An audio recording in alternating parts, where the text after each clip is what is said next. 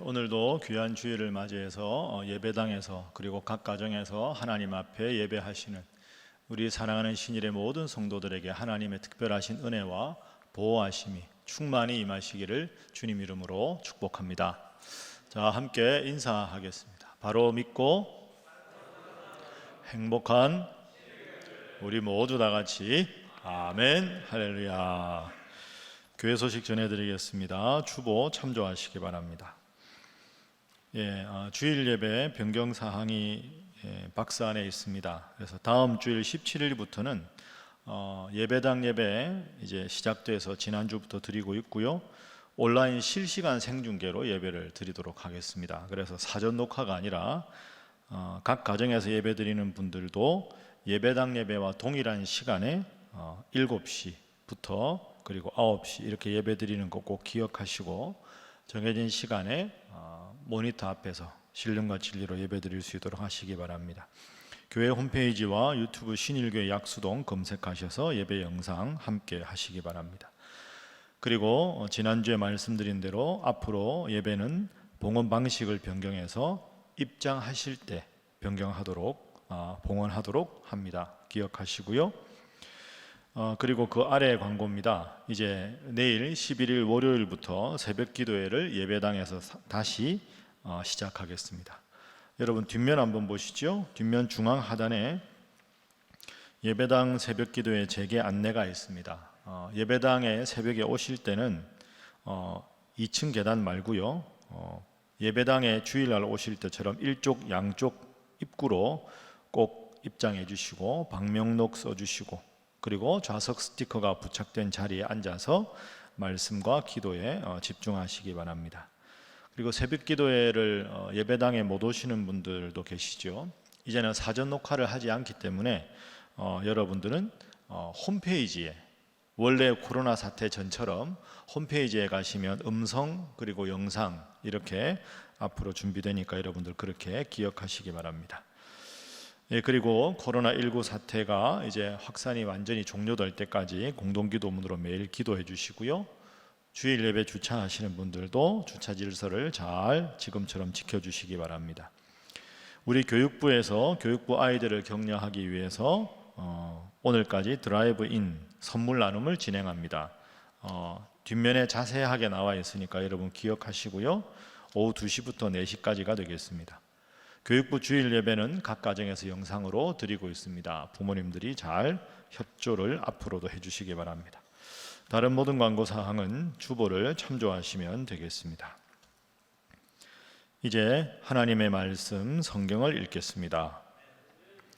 오늘 이 예배를 위해서 하나님 우리에게 주시는 말씀은 구약 성경 시편 99편 1절부터 3절까지의 말씀입니다.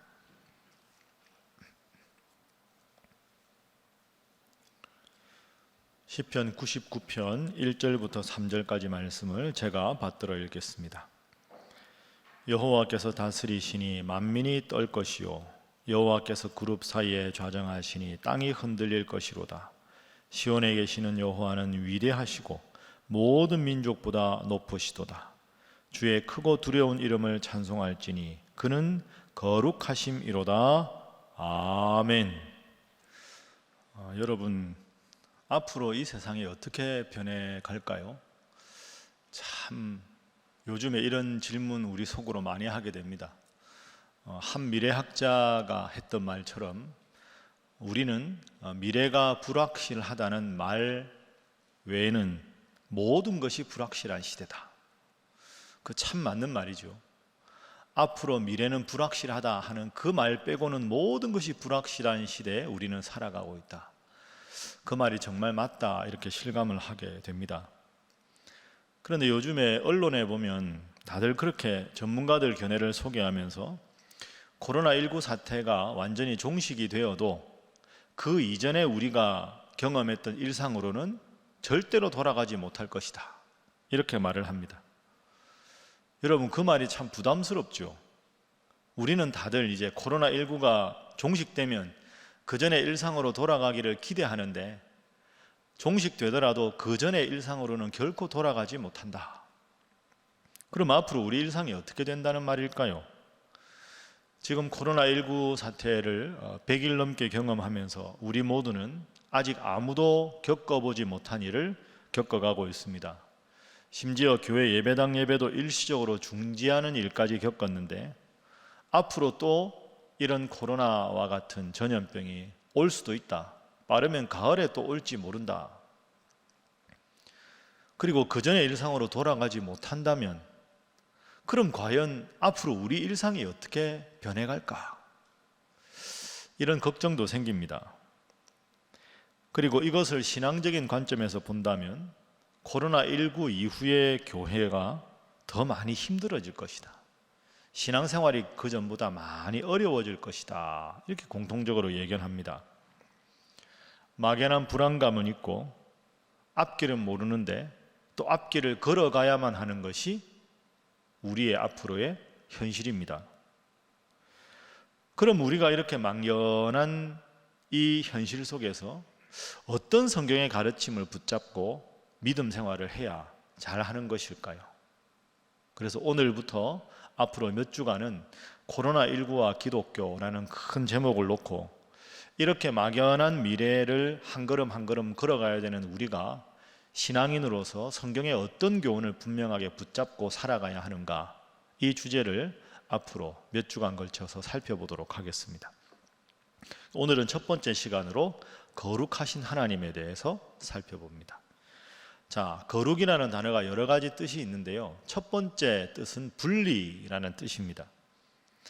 우리가 오늘 함께 읽었던 시편 99편은 총 9절까지로 있습니다. 그런데 1절부터 9절까지 쭉 읽어보시면 3절, 5절, 9절에 그는 거룩하시다 하고 마칩니다. 그러니까 오늘 99편의 주제는 하나님이 거룩하시다 하는 것을 세 부분으로 나누어서 설명하고 찬양하는 시편이다 하는 거죠. 하나님이 거룩하시다 하실 때 그 거룩이라는 단어가 여러분 무슨 뜻일까요? 이 거룩이라고 하는 단어는 원래 히브리어로는 카도쉬라고 발음합니다. 근데 이 카도쉬라는 단어는 카다쉬에서 나왔는데 이 카도쉬라는 단어가 하나님하고 카도쉬가 결합하면 분리라는 뜻이 됩니다. 분리. 그러니까 거룩하신 하나님이라는 단어는 원문 그대로 하면 분리되신 하나님, 이런 뜻입니다. 그럼 뭐하고 분리되어 있느냐? 우리 사람들과 분리되신 하나님, 이 세상과는 분리되신 하나님, 이런 뜻입니다. 그래서 하나님께서는 전지전능하시고 우리와는 완전히 분리되신 분이기 때문에 인간과는 다르다, 이 세상과는 다르다. 그래서 분리되신 하나님을 성경에서는, 그리고 우리가 흔히 하는 말로는 초월하신 하나님, 이렇게 말할 수 있습니다. 그래서 거룩하신 하나님은 초월하시는 하나님, 이렇게 우리가 정리하시면 됩니다. 한번 따라해 보시죠. 거룩하신 하나님, 초월하신 하나님. 그렇습니다. 그러니까 우리의 모든 것을 다 초월해 계시는 절대자가 하나님이시다. 그래서 하나님에 대한 여러 가지 성경의 표현 중에서 제일 핵심적인 것이 하나님의 속성은 거룩하신 하나님. 이 거룩하신 하나님, 초월하신 하나님, 그럼 그 앞에서 우리가 취해야 될 태도가 뭐겠습니까? 그게 바로 겸손입니다. 이 세상을 초월하신 하나님 앞에 우리가 나와서 예배한다, 그분 앞에 우리가 기도한다, 그분의 말씀을 듣는다. 그러면 우리가 해야 될 가장 근본적인 태도가 겸손이다. 오늘 본문에는 그 점을 잘 보여줍니다. 여러분 1절부터 화면 한번 보시죠. 1절에 보시면 여호와께서 다스리시니 만민이 떨 것이요. 그러니까 초월하신 하나님 앞에 우리는 떨 수밖에 없다. 그 거룩하시고 초월하신 하나님 앞에 온 땅이 흔들릴 것이다. 2절 말씀, 시온에 계신 여호와는 위대하신 하나님, 높으신 하나님이다. 3절 말씀, 그래서 주의 크고 두려운 이름을 찬송할지니 그는 거룩하시기 때문이다. 거룩하시고 초월하신 하나님 앞에 우리는 떨며 겸손한 태도로 하나님 앞에 나와야 한다. 그럼 여러분, 겸손의 반대말이 뭡니까? 교만이죠. 교만. 그래, 하나님께서 가장 싫어하시는 게 교만이 되는 겁니다. 그래서 교만은 살아가는 삶의 태도가 아닙니다. 저 사람은 참 말을 교만하게 하네, 그게 아닙니다. 겸손과 교만은 성품에 관한 게 아니라 신앙과 불신앙의 문제입니다. 거룩하신 하나님 앞에 바로 서지 않은 태도가 교만이고, 거룩하신 하나님을 예배나 삶 속에서 경험하는 자가 취해야 될 마땅한 신앙의 태도가 겸손이 되는 것이지요. 저는 사실 이번에 그 코로나19 사태에 대한 각국의 대응을 보면서 신앙인으로 성경적으로 가장 중요하게 바라보는 관점이 인간의 교만, 인간의 탐욕입니다. 처음에 코로나19가 아마 중국 우한에서 발생한 것으로 추정하고 있는데, 그것도 인간의 탐욕과 욕심 때문인 건 우리 모두가 알고 있습니다. 그런데 이번에 이 사태를 겪으면서 우리 모두가 놀란 것은 이른바 가장 세계적인 인류국가 선진국이라고 하는 미국과 유럽에서 확진자와 사망자가 가장 많이 나왔다는 것이죠. 도대체 선진국이 뭔가? 그리고 여러분, 미국과 유럽의 이번에 대단한 그 나라들, 확진자와 사망자가 제일 많은 나라들의 공통점이 뭡니까? 기독교 국가라는 거죠. 다른 어느 나라보다 하나님께서 복을 많이 주셨던 나라다, 이렇게 우리가 상식적으로 알던 나라에서 크게 어려운 일을 겪게 되었습니다. 영적으로 한마디로 말하면 그 나라들이 하나님이 베풀어 주신 그 은혜에 감사하지 않고 교만했기 때문입니다. 미국은 전 세계에서 가장 의료기술이 발전된 나라라고 합니다. 그런데 우리가 아는 대로 대부분의 병원이 공립이 아니라 민영화되었습니다. 그러니까 의료 수가가 너무 비싸고 의료보험료가 너무너무 비쌉니다. 실제로 미국 인구가 3억 3천만 명인데요, 그 중에서 비싸서 의료보험이 없는 인구가 적게 잡아도 3천만 명이라고 하죠. 여러분도 매스컴동에서 보셨을 겁니다. 내가 혹시 코로나가 걸렸을까, 검사 비용, 치료가 아니라 검사 비용만 1인당 400만 원 정도가 듭니다. 그리고 의료보험이 없는 3천만 명 중에서 내가 지금 확진자가 아닌가 검사하고 치료까지 하게 되면 최소한으로 우리나라 돈으로 5,200만 원, 많게는 9,500만 원 정도까지 든다 하는 것이 공식적인 통계입니다.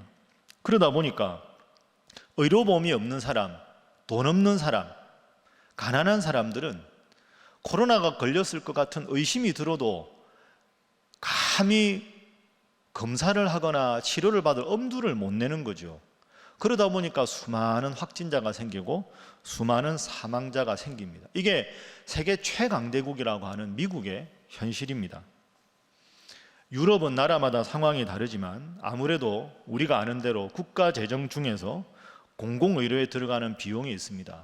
그런데 국가 재정에서 재정을 사용하는 우선순위에서 공공의료에 사용되는 것보다 더 우선순위에 많은 일들이 모이다 보니까 공공의료에 국가 재정이 투여되는 재정 규모가 점점 줄어들게 되죠.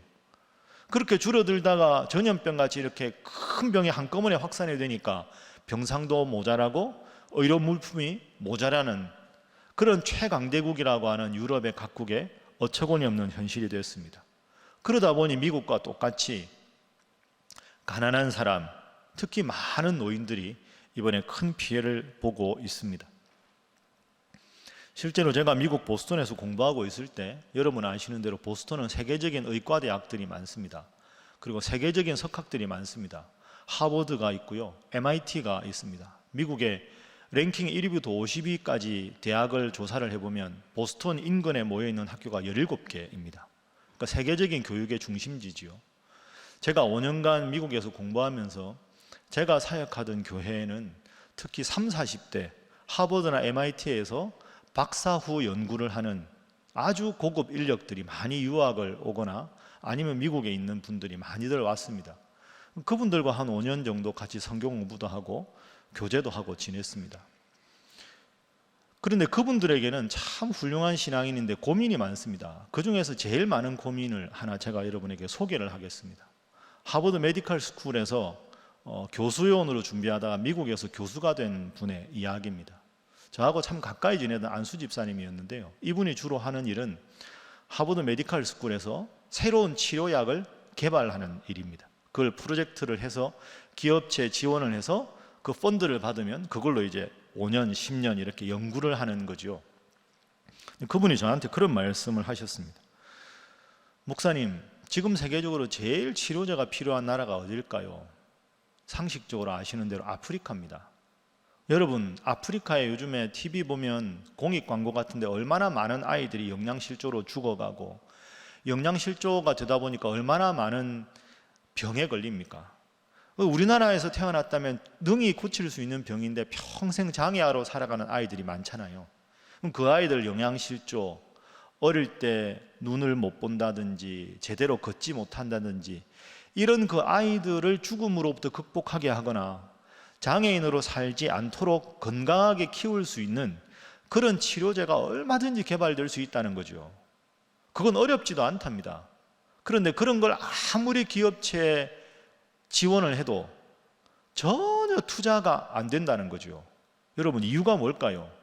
그 치료제 개발해봐야 치료제가 비싸지도 않대요. 왜 개발이 안 될까요? 이유는 한 가지입니다. 아주 직설적으로 말하면 돈이 안 되니까 그렇습니다. 5불, 10불짜리 약을 개발해서 그걸 먹으면 아이들이 건강하게 자랄 수 있지만 아프리카의 그 가난한 아이들이 무슨 돈이 있어 그 약을 구입하겠습니까? 그러니까 기업체 입장에서는 약을 개발하는 것은 가능하지만 시장성이 없기 때문에 안 한다는 거죠. 그래서 제가 물었습니다. 그럼 집사님, 가장 이렇게 지원을 했을 때 많이 되는, 그죠? 지원액이 가장 기업에서 많이 나오는 연구는 어떤 겁니까? 제가 10년 전이니까요. 그때 이런 말씀하셨습니다. 제일 기업체에서 환영하는 게 비만, 탈모, 고혈압, 당뇨.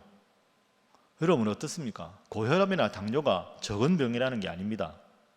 비만과 탈모는 생명하고는 특별하게 연관이 없는 병 아닙니까? 그런데 이른바 성인병이라고 또 수많은 사람들이 관심이 있으니까 그건 치료약이 개발되면 불티나게 팔리니까 돈이 되는데, 아프리카에 죽어가는 아이들을 위한 치료제는 기업체에서 돈이 안 되니까 지원액이 안 나온다는 거죠. 철저한 자본주의 논리로 하버드 메디컬 스쿨이 움직이고 있습니다. 그게 너무 가슴 아픕니다. 제가 그런 말을 참 많이 들었습니다. 여러분, 제가 하나 예를 들었는데요, 생각해 보십시오. 무엇이 중요합니까? 돈이 중요합니까? 생명이 중요합니까? 위대하신 하나님, 지금도 역사를 주관하시는 하나님을 믿는다면 기독교 국가라고 하는 그런 나라들이 그런 식으로 기업이 운영되고 지금도 자국의 이익만 앞세운 채 전 세계적인 공존과 공생을 위해서 섬기고 희생하는 데 인색하다면 그런 나라가 정말 기독교 국가라고 말할 수 있을까요?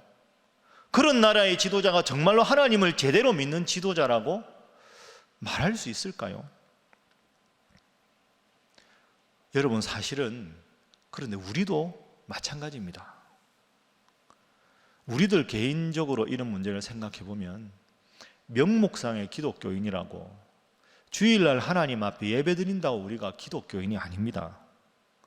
내 삶의 가치관이 뼛속까지 주님께서 원하시는 모습으로 살아가려고 노력해야 그게 진정한 기독교인 아니겠습니까? 입으로 하나님을 부른다고 해서 기독교 국가라고 알려졌지만 기독교 정신이 살아있지 않다면 더 이상 기독교 국가가 아니듯이 겉으로 하나님을 믿는다고 예배당에 나와도 정말 주님께서 원하시는 삶을 살아가려고 몸부림치고 기도하고 예배하고 말씀 중심의 삶을 살지 않으면 그 나라들의 그 안타까운 모습이 도리어 우리의 모습일 수도 있다, 이런 생각합니다. 그러면서 우리 모두가 이렇게 고백하지요. 여러분, 오늘 우리가 살아있는 것이 하나님의 은혜입니다. 이렇게 보이지 않는 바이러스가 확산돼서 지금도 병원에서 고통당하는 분들, 까닭 없이 돌아가시는 이 세상의 수많은 그 안타까운 생명들을 생각하면 한치 앞을 모르고 하루 앞을 모르는 게 우리 인생입니다. 주님의 은혜가 아니면 우리 모두는 이 코로나19라는 재난 앞에서 하루도 살아갈 수 없습니다. 모든 것이 하나님의 은혜입니다. 그래서 여러분, 이 거룩하신 하나님 앞에 우리가 취해야 할 태도가 겸손입니다. 하나님, 은혜 아니면 살아갈 수 없는 죄인입니다. 저는 평생 겸손할 수밖에 없습니다. 교만을 제 삶에서 물리쳐 주십시오. 오늘 본문 말씀 기억하면서 평생 거룩하신 하나님 앞에 은혜를 고백하며 겸손하게 살아가시는 우리 사랑하는 신일의 모든 성도들이 다 되시기를 주님 이름으로 축복합니다. 자, 두 번째 거룩의 의미를 생각하겠습니다. 하나님과 연결되면 분리라는 뜻인데요, 이 거룩이 우리가 성도로서 살아갈 때 카도시라는 단어는 구별이라는 단어입니다. 레위기 19장에 보면 내가 거룩하니 너희도 거룩하라, 주님께서 그렇게 말씀하셨지요. 여러분, 분리라는 단어하고 구별이라는 단어가 어떻게 다를까요? 분리는 하나님과 연결된 것이고, 구별은 성도들이 세상 사람들과 다른 모습을 구별이라고 하거든요. 예를 한번 들어보지요. 예를 들어서 이제 제 앞에 통을 두 개를 갖다 놓고 빨간 구슬은 왼쪽 통에다가 넣고 파란 구슬은 오른쪽 통에다 넣으면 이 통에 있는 구슬들은 분리되어 있는 거죠. 이건 분리입니다. 그런데 통을 하나를 준비해서 빨간 구슬을 여러 개 넣은 상태에서 파란 구슬을 하나를 넣으면 통 하나에 섞여 있지만 빨간 구슬과 파란 구슬은 구별되는 거죠. 이걸 우리 성도들의 삶에 연결하면 하나님을 믿는 우리 성도들은 성도라고 해서 우리가 따로 우리들끼리 살 수가 없습니다. 세상에 믿지 않는 사람들과 섞여 살아가고 함께 직장 생활하고 함께 이웃에 살아갈 수밖에 없죠. 그러나 섞여 있지만 빨간색 구슬과 파란색 구슬이 서로 다르듯이 구별된 삶을 살아가라. 그래서 하나님은 거룩하니 너희도 거룩하라 하는 말은 세상의 세상 사람들과 섞여 살지만 하나님의 말씀 따라 구별된 삶을 살아가라. 이게 거룩이라는 단어의 뜻입니다. 그래서 정리하면 거룩이 분리라는 뜻일 때는 하나님의 초월하심을 말하고, 거룩이 구별이라는 뜻일 때는 세상 사람들과는 다른 성도의 삶을 강조한다. 한 교회에서 실제로 있었던 일입니다. 우리가 그 가을에 하는 식으로 새가족 초청잔치를 했습니다. 그러면서 새가족 초청잔치 이제 초청 대상자를 쭉 모셔놓고 목사님께 설교를 하셨습니다. 설교 끝난 다음에 목사님께서 자, 이제 여러분 중에서 오늘부터 예수님을 구원자로 믿고 교회 잘 나오실 분 손 한번 들어보십시오, 이렇게 이제 요청을 드렸습니다. 그런데 그 중에서 이제 남편 구원을 위해서 열심히 기도하던 아내가 있었어요. 남편이 교회에 나온 거예요. 옆에 같이 앉았어요. 자, 예수님 잘 믿기로 작정하시는 분 손 드세요 했을 때 아내가 남편을 쿡 찌르는 거죠. 당신 손 들라고. 근데 남편이 꼼짝을 안 하는 겁니다. 다른 사람들 손 드는데 이 부인이 약간 마음이 불편해졌습니다. 예배 끝나고 집에 오면서 아내가 묻는 겁니다. 여보, 당신 왜 아까 손 안 들었어? 난 당신이 손 들기를 바랬는데. 그러자 남편이 아내에게 이렇게 말합니다. 여보, 당신은 그동안 하나님 믿었고 난 하나님 안 믿었잖아. 그런데 솔직히 내가 그동안 당신 사는 걸 보니까 당신하고 나온 거 다른 게 없었어. 내가 화내면 당신도 화내고, 내가 술 마시면 당신 술 마시고, 내가 욕하면 당신도 욕했잖아. 근데 내가 왜 하나님을 믿어야 되지? 당신하고 나하고 다른 게 하나도 없는데. 난 그래서 손 못 들겠어. 그렇게 말을 했다 하는 거죠. 여러분 어떻습니까? 찔리시죠?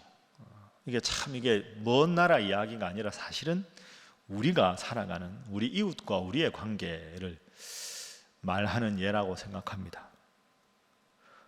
우리의 고민이 여기 있습니다. 어떻게 하면 세상에 살지만 세상에 속하지 않은 자로 세상 사람들과 다른 구별된 삶을 하나님 백성답게 살아갈 수 있을까요? 어떻게 하면 그게 가능할까요? 그 가능한 근거를 우리가 시편 말씀을 통해서 한번 생각해 보겠습니다. 시편 1편 말씀에 보면 복 있는 사람이 나옵니다. 하나님 중심으로 복 있는 사람은 악인의 꾀를 좇지 않고 죄인의 길에 서지 않고 오만한 자의 자리에 앉지 아니하고 오직 여호와의 율법을 즐거워하여 그 율법을 주야로 묵상하는 자로다. 그런데 그 하나님 중심의 삶, 그 성도의 삶을 복 있는 삶으로 표현할 때 그 성도를 3절에서 이렇게 비유를 하지요. 저는 시냇가에 심은 나무와 같다. 여러분, 시냇가에 심겨진 나무는 어떻습니까? 시냇가에 심겨지면 아무리 물이 마르고 가뭄이 들어도 맑은 물이 흐르는 시냇가에 있으면 뿌리를 통해서 물과 양분을 흡수합니다. 그러다 보니까 열매가 저절로 맺히는 거죠. 여러분, 이 영적인 원리를 잘 한번 생각해 보십시오. 저나 여러분이나 고민이 뭡니까? 거룩하게 살고 싶은데 내 마음에는 하나님의 거룩함의 본성이 없다는 겁니다. 그러면 우리가 해야 될 일은 그 나무가 시냇가에 심겨만 있으면 저절로 열매를 맺는 것처럼 내 속에 하나님을 닮아서 거룩하게 살아갈 능력이 없으니 우리가 최선을 다해서 시냇가가 되시는 맑은 물이 되시는 하나님 앞에 나와서 예배도 드리고 기도도 하고 일상에서 열심히 말씀을 묵상하고 그 말씀 중심으로 살아가려고 하는 태도, 그러면 하나님께서 우리와 함께 하셔서 시냇가에 심겨진 나무가 저절로 열매를 맺듯이 하나님의 은혜가 우리 마음속에 임하면 그래서 우리가 거룩하게 살아갈 수 있는 줄로 믿습니다. 내 속에 나의 노력으로 거룩이 가능한 게 아니라 하나님의 은혜의 자리에 최선을 다해서 나올 때 그 은혜가 내 마음에 깃들 때 내가 거룩한 삶을 살아갈 수가 있다 하는 것이죠. 여러분, 힘듭니다. 어려운 일입니다. 그러나 이 세상 죄악 가운데 살아가지만 나는 거룩하니 너희는 거룩하라 말씀하신 것 꼭 기억하시고 하나님의 성품을 닮아서 하나님의 은혜로 거룩한 삶을 위해서 기도하고 노력하시는 여러 성도들이 다 되시기를 주님 이름으로 축복합니다. 자, 마지막 세 번째, 우리의 결단입니다. 그럼 우리가 어떻게 살아야 할까요? 성도의 삶의 자세는 이 세상에 현실의 발을 딛고 있지만 우리의 시선은 거룩하신 하나님을 바라보는 것. 현실의 발을 딛고 그러나 시선은 저 하늘을 바라며 살아가는 것. 그게 오늘 우리가 기도해야 할 제목입니다. 여러분, 그 헬스클럽이나 피트니스 클럽 있죠. 1년 중에 제일 잘 될 때가 언제일까요? 그렇습니다. 요즘이 원래 제일 잘 됩니다. 코로나 때문에 지금 문을 못 열어서 그렇지 여름에는 해수욕장도 많이 가고 신체 노출이 많지 않습니까? 그래서 여름에 해수욕장 시즌이 되기 한 2달 정도 전에 헬스클럽하고 피트니스 클럽에 사람들이 제일 많이 몰린다는 거죠. 왜? 이 몸매를 관리하기 위해서. 그런데 이제 한 교회 권사님이 그렇게 이제 피트니스 클럽에 작년입니다. 등록을 해서 열심히 이제 여름을 위해서 이제 몸매 가꾸기를 하다가 어느 날 문득 말씀을 읽다가 이런 글을 한 편 썼습니다. 일기같이 영성 일기를 쓴 것이죠. 제가 한번 그대로 읽어보겠습니다. 여름이 되니 옷 입는 것이 신경 쓰인다. 겨울이면 두툼하게 가려지는 옷들로 신경 쓰지 않던 부분들이 신경 쓰이기 때문이다. 그래서 운동도 더 열심히 하려 하고 저녁에 되도록 과식하지 않으려고 하고 간식으로 먹는 과자나 빵도 그 칼로리가 얼마나 되는지 살펴보게 된다. 그러다가 문득 이런 생각이 들었다. 나는 이렇게 외모가 신경 쓰여 먹는 것의 칼로리를 체크하면서 나의 영적인 상태는 내가 과연 이 정도로 체크하고 있는가 돌아보게 되었다. 사람의 눈을 이리저리 신경 쓰면서 정작 하나님의 눈에는 둔감한 나를 보면서 내가 만약 모든 언행에 칼로리 계산하듯이 하나님의 마음과 뜻에 기준하여 합당한 것만 취하여 말하고 행동한다면 어떨까 생각해 본다. 하나님은 그 행위대로 심판하시는 분이시니 나의 삶을 보다 거룩하게 살기 위한 영적인 몸부림도 영적인 몸매 관리도 하면서 지내야겠다. 내 몸의 군살을 빼고 빼다가 안 되는 것들을 옷으로 가리는 그 정성으로 내 영적인 부분도 관리하고 두려움으로 경계해야겠다. 여러분 어떻습니까? 저절로 고개가 끄덕여지시지요? 사실은 불교의 사찰처럼 세속을 초월해서 산속에 있으면 좀 욕심이 덜해지겠다 하는 생각이 있을 수도 있습니다. 그런데 예배당은 늘 도시 한복판에 있습니다. 우리 교회처럼.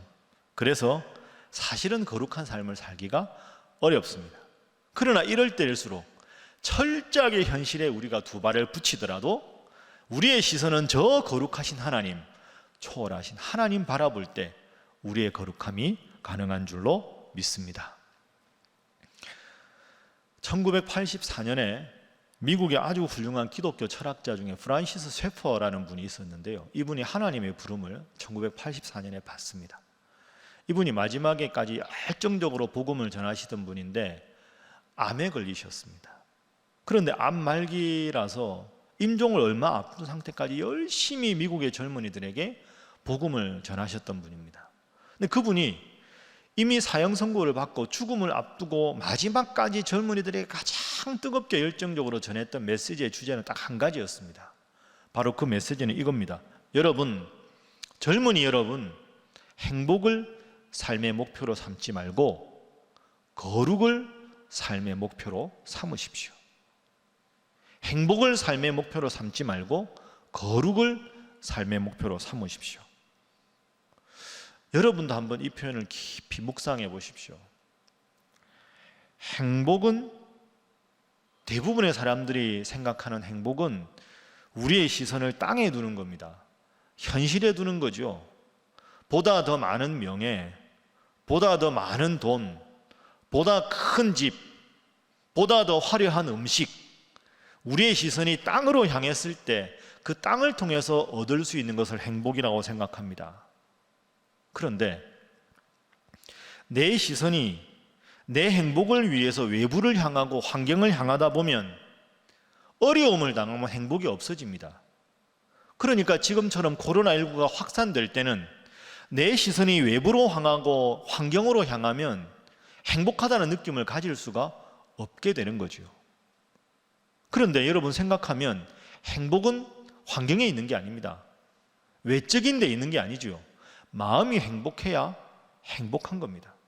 그럼 내 마음이 어떻게 행복해질 수 있을까요? 거룩하신 하나님, 늘 우리가 강조하지만 나를 창조하신 하나님, 나보다 나를 더 잘 아시는 하나님, 그분 앞에 우리의 삶을 맡기고 나의 이익만 좇는 시선을 다 내려놓고 하나님의 말씀이 주는 평안함, 하나님께 기도했을 때 하나님 주시는 안식, 그것을 추구해서 내 마음속에 행복이 가득할 때 그때 진정한 행복이 주어지는 것이지요. 행복이 아니라 거룩을 추구하라는 말은 환경과 외부를 향한 시선을 거두고 하나님 앞에서 나 스스로를 바라볼 때 내 마음에 하나님 주시는 거룩함의 평안이 있을 때 그때야 결국 우리는 선물로 행복해질 수가 있다 하는 뜻입니다. 어릴 적에 저는 그런 장난 많이 했습니다. 어릴 적에 등교하고 학교 파한 다음에 집에 오면 꼭 들에 가서 소를 먹여야 됐거든요. 그러면 책도 보고 하지만 어릴 때 놀았던 게 여름 뜨거운 날 돋보기, 그죠? 돋보기 같은 거 이렇게 양지 바른 데서 이렇게 초점을 딱 맞추면 신문지 같은데 연기가 모락모락 나고 불이 붙지 않습니까? 돋보기 초점만 맞추면 그거 되게 재밌죠. 손바닥 얼마나 있으면 뜨거울까? 손바닥 뒤기도 하고 그런 장난도 꽤 쳤습니다. 여러분 이걸 한번 가만히 생각해 보시죠. 태양이 강렬하게 내리쬐을 때, 쬐을 때 돋보기를 대면 초점만 맞추면 불은 저절로 붙습니다. 저는 이게 영적인 우리의 삶이라고 생각합니다. 우리의 삶의 태양이신 하나님 앞에 우리가 초점을 맞추면 우리가 불이 붙기를 기대하지 않아도 저절로 불은 붙게 되어 있습니다. 우리의 삶의 초점을 하나님께 맞추면 내가 지금 당장 필요한 것, 다급한 것 하나님 앞에 구하지 않아도 거룩하신 하나님 앞에 우리의 초점을 맞추면 구하지 않은 우리의 행복이라는 선물을 하나님께서 주시는 줄로 믿습니다. 말씀을 정리하겠습니다. 생명이 경시되는 시대입니다. 모든 것이 확진자의 숫자와 사망자의 숫자로만 취급되는 안타까운 시대입니다. 인간의 탐욕이 만들어낸 끔찍한 결과 코로나19의 한복판에 우리는 살아가고 있습니다. 한 치 앞도 내다볼 수 없어 걱정하는 슬픈 시대에 살아가고 있습니다. 그러나 여러분 꼭 기억하십시오. 우리 하나님은 어제나 오늘이나 내일에도 영원히 변치 않는 분이십니다. 우리의 환경과 재난이 어떠하든지 간에 우리의 보호자가 되시고 우리를 지켜주시는 분입니다. 그분 앞에 우리의 눈빛을 맞추고 그분의 안목으로 나와 환경을 해석하는 것이 거룩입니다.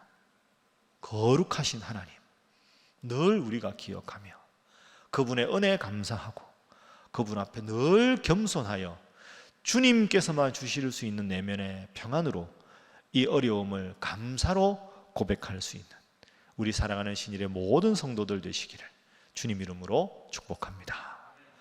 기도하겠습니다. 사랑의 하나님, 크신 은혜를 감사합니다.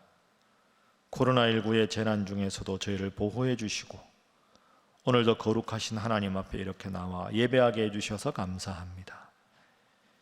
이 재난을 통해 인간의 교만과 탐욕을 봅니다.